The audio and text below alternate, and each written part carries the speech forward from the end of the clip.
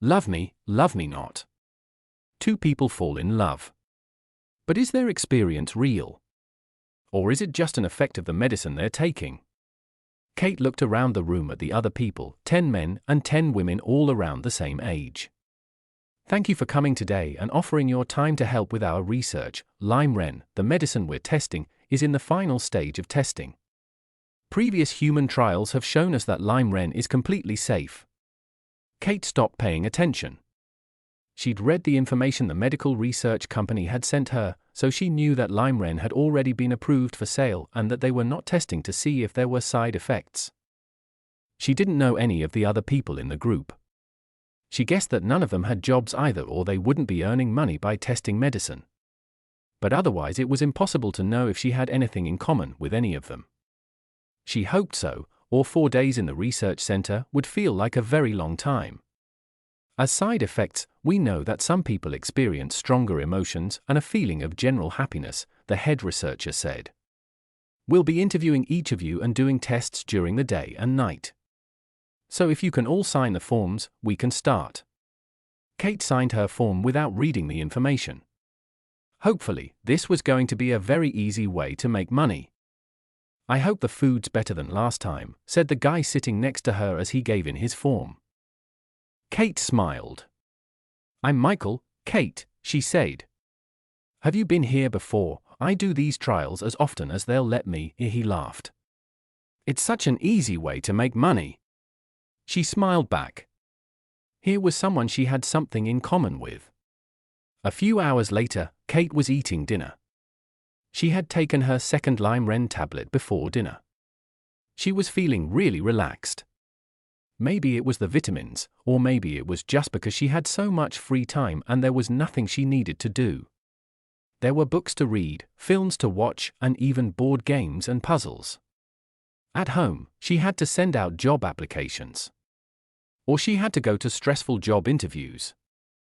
After more than 20 applications, she still didn't have a job. She looked up and saw Michael smiling at her. Do you want to play a board game? He asked. His eyes were really dark brown, Kate thought. She hadn't noticed that earlier. She felt her cheeks go red. Sure, she replied. But I like to win, she warned. Perfect, he said. Me too. Was it her imagination or did his cheeks look a bit pink too? For the next 2 days, Kate and Michael spent hours and hours playing games, chatting and watching films. I feel as if I've known you for months, not days, she said. She already knew he lived nearby, that he was a student studying for his PhD and that he had dimples in his cheeks when he smiled and a cute way of putting a pen behind his ear when he was reading. She wasn't sure, but she thought he was trying to sit next to her for meals and spend time with her whenever he could. Or maybe she was the one who was always looking for him. So, do you think you're feeling any side effects? He asked her one evening. They were sitting on the sofa, watching a film. Michael's knee was almost touching her leg. And if his hand moved just a little, it would be touching hers. Her heart beat faster and all she could think about was being near enough for his skin to touch hers. Her face was red again, she knew it. Any what? She asked, trying to concentrate on their conversation instead. The side effects of Lime-Ren that they told us about at the presentation, he said, moving his hand away. Her skin immediately felt cold, as if his hand had been making the air between them warm. Oh, I wasn't really listening, she said. We still get paid anyway, don't we? And then he did it. He moved his hand so that it covered hers. A nice feeling traveled all the way through her fingers and across her skin. She turned her hand over and held his hand. He smiled and moved his face towards hers. Can everyone come and get their next Lime-Ren, please? Called a nurse.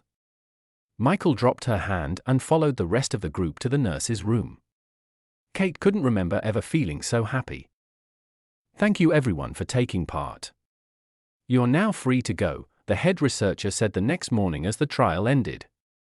Any side effects will disappear over the next few days. If you have felt any strong feelings and happiness, those feelings will decrease. Fortunately, we don't expect anyone to become depressed. However, we will keep in touch with all of you in the next few days to make sure everything is fine. We can have our first date now, Michael said to Kate. Breakfast? Over breakfast, they talked and talked. Kate knew she was in love. It was stupid, but it was true. Michael said it first. I can't believe I met you. I've never felt like this about anyone before. This does feel amazing, Kate said. But she had been worried about something since the beginning of the trial.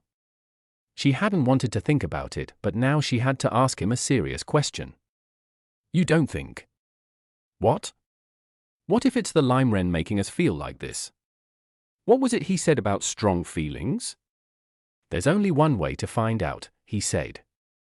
If you don't want to be my girlfriend anymore after a few days, we'll know it was just the lime wren. She smiled at the word girlfriend. Maybe your side effects will go away first. Maybe. He laughed. But I don't think so. This feels real to me. Me too, she said. For months later. A few months later, Kate was thinking about the beginning of their relationship. She had to admit, nothing could ever be as perfect as those first days together. Real life had to start again. She got a job a few days after the trial ended. Michael went back to the library and his books and research projects. She didn't have to worry about money anymore, but they could no longer spend all day, every day together. They were no longer at that exciting stage of falling in love. But they saw each other when they could and they met each other's parents. Everyone expected them to get married. When he finally asked her to marry him, she felt that old excitement again. 3 years later. I really don't have time for this, Kate shouted. She hated doing the weekly shopping. Why couldn't he do it?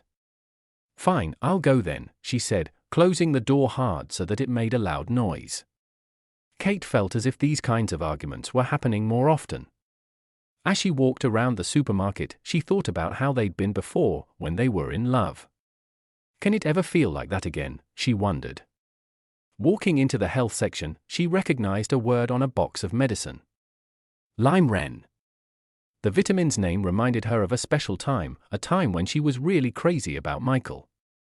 She picked up a box and put it in her basket. When she got home, Michael was already in bed, so she ate dinner alone, taking her lime wren with a big glass of water. The next morning, she woke up early as usual, but instead of jumping straight in the shower, she joined Michael downstairs for breakfast. Good morning, she said. To her surprise, she suddenly wanted to kiss him on the cheek. So she did, and sat down next to him at the table. He was eating in front of a big pile of books, looking cute with a pen behind his ear. What are you doing? I'm applying for money for my next research project, he said. Oh, good luck. What's the project about? After breakfast, she thought how nice it had been to see him talking about something he cared about. She'd forgotten how cute his dimples were when he smiled, she thought. Or maybe she hadn't seen him smile much recently. Anyway, she decided to have breakfast with him every day, since it had been such a lovely start to the day. It couldn't hurt to make a bit more effort, could it? 2 years later. The baby hadn't stopped crying for 2 hours, but now her little face was peaceful as she slept. Kate felt annoyed. Where was Michael? She went downstairs and found him filling bottles with milk for the baby. Well done, Michael said. That didn't sound easy. No, she said angrily. It isn't, you're doing an amazing job, he said. Okay, so, I've washed all the clothes, made your lunch for later, and I'm going to come home early this afternoon so that you can have some time for yourself. Kate managed to smile and say thank you. He really was being very sweet, even if she was too tired to feel grateful or to be nice back. As soon as he had left for work, she picked up the box of lime wren. By the time he came home, Kate felt able to smile back when he smiled at her. 1 year later. Kate was putting clothes away while the baby slept. She picked up one of Michael's favorite jumpers and held the soft material next to her cheek. She missed him and he had only been out an hour.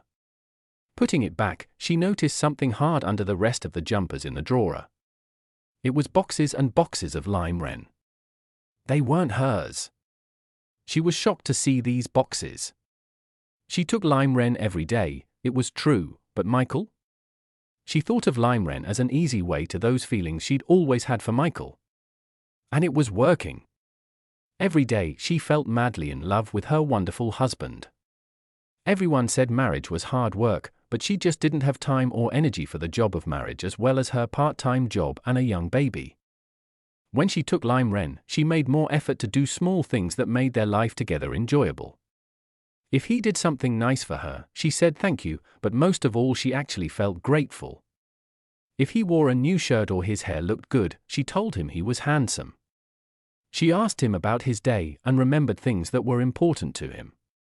She'd seen nothing wrong with doing this. Until now, that is. Now she knew why he had always been so good at doing those same things for her. It was all fake. Instead of smiling at Michael when he got home, she was angry. Clearly the lime wren only had a limited ability to make everything perfect because nothing felt perfect right now. "What are all these?" she asked. She pointed to the lime wren packet she'd taken from the drawer and put on the kitchen table. Michael moved closer and tried to read the small writing on the boxes. "They're vitamins, aren't they?" "Don't act as if you've got no idea why I'm asking," said Kate, even more angry. "These boxes," she said, picking one of the packets up, "are our relationship." "Oh," he said. "It's lime wren." "Yes, it's lime wren," she said. "I know exactly what they are." He looked confused. "So why are you asking me what they are?" "I remember the name now you've said, from the place we met, right, but I've not taken those for years." "What?" I don't know." "It's better to get vitamins from fruit and vegetables, isn't it?" he said. "The research company sent us boxes and boxes of them years ago, but I put them away somewhere and forgot to throw them away. We eat a healthy enough diet so there's no need to take vitamins." "What about?" She felt her voice getting louder and louder, but also something made her feel less sure about the words she planned to say.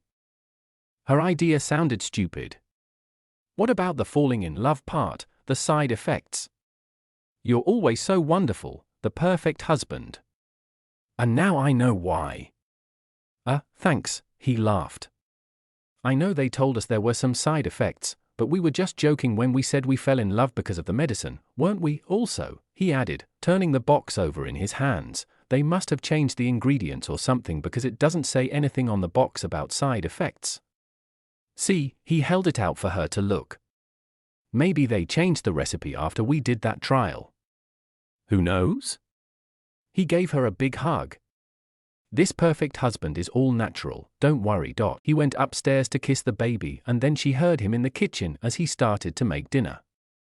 She looked carefully at the boxes and it was true. There was nothing on the box about side effects, or even on the information inside. They were just vitamins after all. Lime wren wasn't an easy way to love and it never had been.